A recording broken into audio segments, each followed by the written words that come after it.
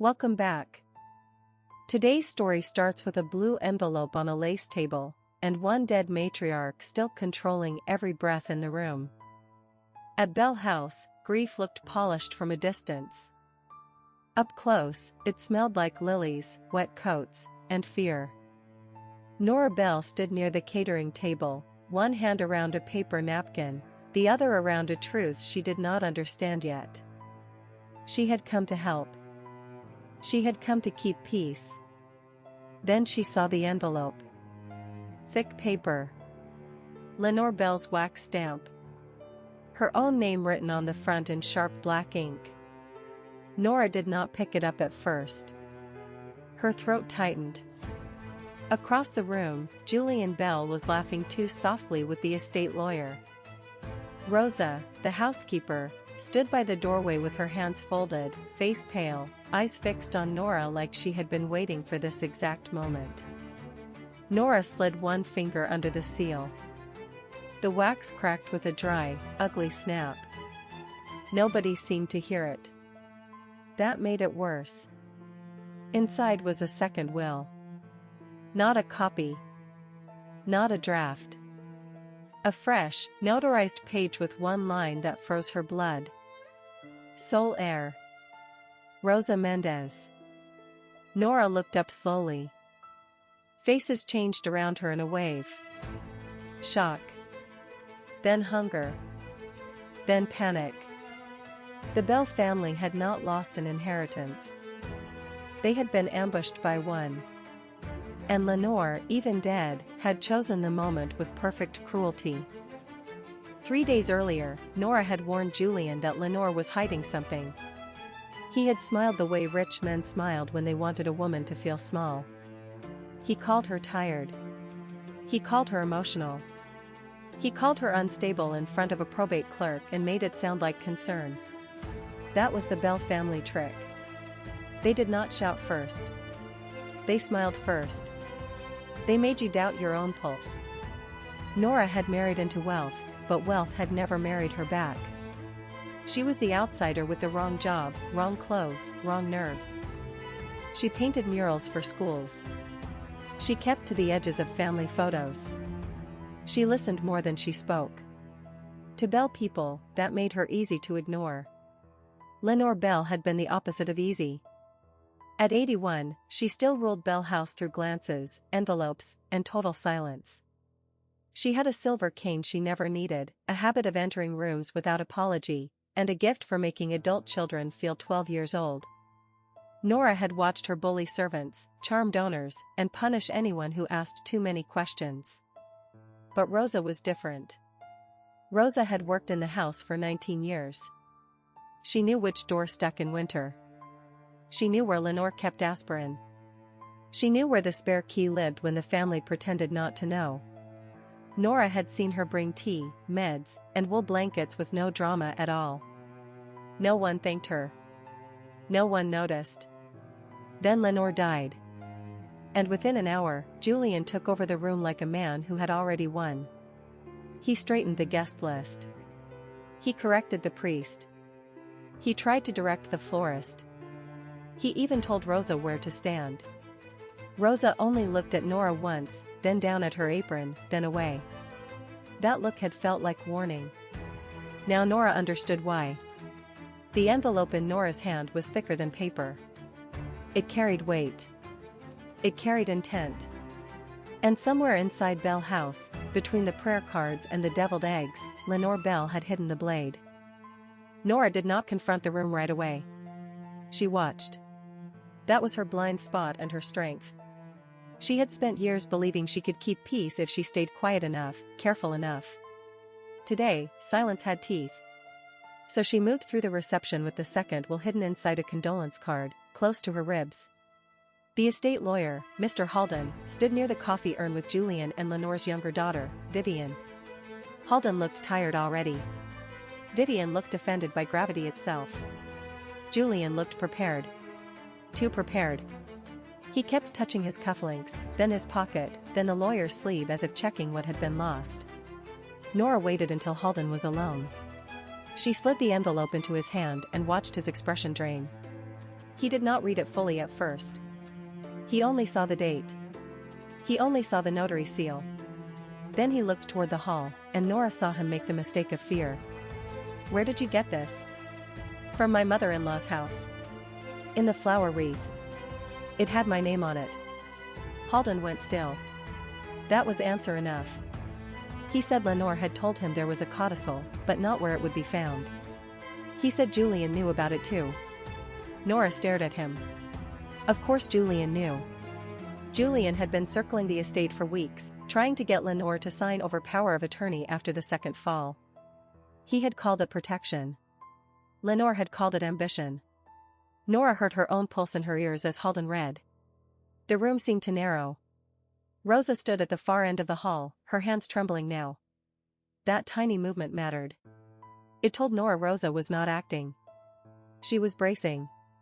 Then Julian appeared at Nora's shoulder. Close enough to smell expensive cologne and bourbon. He smiled without warmth. "Whatever that is, give it to me." Nora looked at him. Then past him. Past Vivian's narrowed eyes. Past the guests who had begun to sense weather under the ceiling. She had been dismissed too long to enjoy this. But the room had already shifted. And once a rich family feels the floor move, every old lie starts cracking. Not this time. Halden asked for the family to gather. That was enough to turn a room full of polite mourners into witnesses. Nora felt the shift before anyone spoke. The dead are powerful, but documents are louder. Julian stepped forward first, because men like him always do.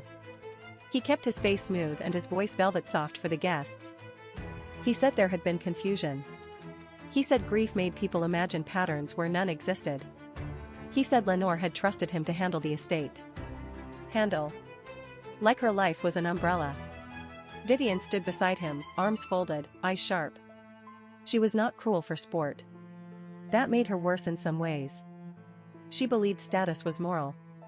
She believed people stayed in their place for a reason. Nora watched Halden open the envelope. The first page was ordinary. Then he reached the codicil. Then he stopped. The silence hit the room like a dropped tray. This is a valid second will.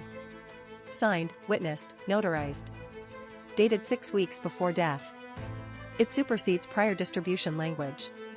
A room guest followed. A chair slid. A fork clattered. Julian laughed once, forced and thin. "No. Read that again." Halden did not blink. "I do not need to." Nora watched faces turn. The guests had come for hymns and casseroles. Instead, they got a bloodless auction of the bell name. And then came the line that made the room physically recoil. "I leave my residence, accounts, and all residuary estate to Rosa Mendez, in recognition of loyal service, consistent care, and deliberate protection from family exploitation." Someone whispered, "Oh my God." Another voice said, "Housekeeper?" The word hit the room like an insult and a revelation at once. Rosa's hand flew to her mouth. She looked as stunned as anyone. That mattered. This was not her plot. This was Lenore's. Julian's face changed. Not anger first. Fear. If Rosa inherited everything. Every month he had spent skimming, every promise he had made, every pressure he had placed on Lenore, all of it could come back in daylight. She manipulated my mother. That woman was paid to watch the house. Nora turned on him before anyone else could. Her voice came out steady, clear, and louder than she expected. "And you were paid to be family. How did that work out?" That was the humiliation peak. Not tears. Not shouting.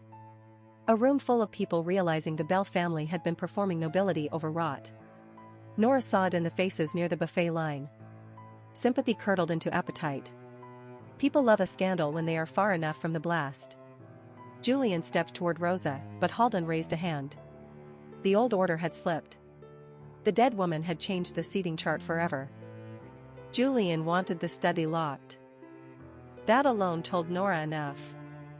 She followed Halden inside while Rosa stood in the doorway, one shoulder pressed to the frame as if the house were too large to hold her upright. The room still smelled like Lenore's scent. Cedar. Powder. A trace of mint. On the desk sat a legal folder tied with black ribbon, and beside it, a small digital recorder. Halden did not touch either right away. He looked at Nora first. Then at Rosa. Then at Julian, who had followed with his jaw set and his tie loosened in anger. "There is one more thing." He pressed play. Lenore's voice came through the speaker, dry but precise, the kind of voice that could cut velvet. "If Julian is hearing this, he has already decided to perform innocence. If Nora is hearing this, then she found what I left for her. Good. She was always better at seeing what people try to hide." Nora's skin went cold. Lenore had known. She had chosen Nora as the carrier, not the victim. The recording continued. "I am not leaving Rosa the estate because I am sentimental. I am leaving it because she stayed when this family only took. She saw my falls. She saw my bills. She saw who came into my room with papers and a false smile. She told me when accounts were moved. She told me when power of attorney was demanded twice in 1 month. She told me who threatened to put me in assisted living before I was ready." Julian barked, "Turn it off." Halden did not. "I wanted one final lesson. Families like mine do not change under quiet conditions. They change when shame has an audience. So I set the table for one. A second will. A public reading. A trap. If my children loved me, they would grieve. If they loved money, they would show me in front of everyone." Nora felt the room inside her shift. Every strange instruction from Lenore snapped into place. The request that Nora deliver flowers herself. The odd insistence that Rosa keep the black ribbon folder. The way Lenore had asked Nora, weeks ago, whether she trusted people who smiled during mourning. This was never chaos. This was choreography. "Rosa, if you are listening, you did your part. You kept me safe and you kept records. I know. Nora, you may think you were dismissed because you are soft. That is wrong. You were dismissed because you would not join their lies." Nora's breath caught. "Julian, if you try to fight this, I left the evidence where your pride would never look." Halden set a separate page on the desk. Bank ledgers. Transfer records. Power of attorney drafts that had never been executed. One page had Julian's initials beside a blank signature line. Another showed attempts to move money from Lenore's accounts into a private trust. The dates matched the same week he had called her confused. That was the proof chain. Not belief. Not family memory. Paper. Voice. Dates. Motive. Bell House had been rotting from the center, and Lenore had preserved the smell until the whole room could notice. Nora stepped out first, and for the first time all afternoon, she did not look like an observer. She looked like a woman carrying the room's last clean fact. Her hands were steady now. That cost her something. Fear was gone, but so was the comfort of staying unseen. Julian followed, red at the neck, voice breaking at the edges. He tried one more smile for the crowd. It failed. "This is extortion. Rosa confused my mother. Nora planted this. She has been obsessed with this house since the day she married into it." He pointed at Nora, but the gesture only made him smaller. That was his mistake. He needed her to be unstable. If she looked calm, his whole story fell apart. "You called me unstable because I noticed missing checks. You called me dramatic because I asked why Rosa was signing deliveries for your office. You called me emotional because Lenore stopped inviting you into her bedroom." A sharp intake passed through the guests in the hall. Vivian turned toward Julian, and for the first time her face showed doubt. Not morality. Arithmetic. She was beginning to count losses. Mr. Bell, I have documented attempts to redirect estate funds. I also have a voicemail from Ms. Bell naming you and describing coercion. If you continue, I will freeze access and notify probate court before sundown." The lawyer's voice changed everything. Not emotion. Authority. The Bell family had spent generations winning with tone, but tone could not beat paperwork. Rosa finally stepped forward. She was small beside the Bell children, but the hallway seemed to make room for her anyway. She held the black ribbon folder against her chest with both hands. "I told Mrs. Bell because I was scared. He kept asking for keys. He kept asking where she stored her statements. He said she was forgetting things. She was not forgetting. She was watching. That was the reversal. Not just the will. The meaning of everything before it." Rosa had not been a servant in Lenore's eyes. She had been witness, guardian, and proof. Nora saw it clearly now. Lenore had made the most insulted woman in the house into the only one allowed to inherit it. Julian lunged for the folder. Nora moved faster than anyone expected. She stepped into his path, slammed her palm against his chest, and forced him back into the wall. The sound rang through the corridor. The guests gasped. Julian stared at her like he had never seen her before. Neither had she, not fully. "Touch her again, and I hand every paper to the press before court opens." There it was. Proactive. Dangerous. Final. Nora had stopped begging for fairness. She was now deciding who got to keep dignity.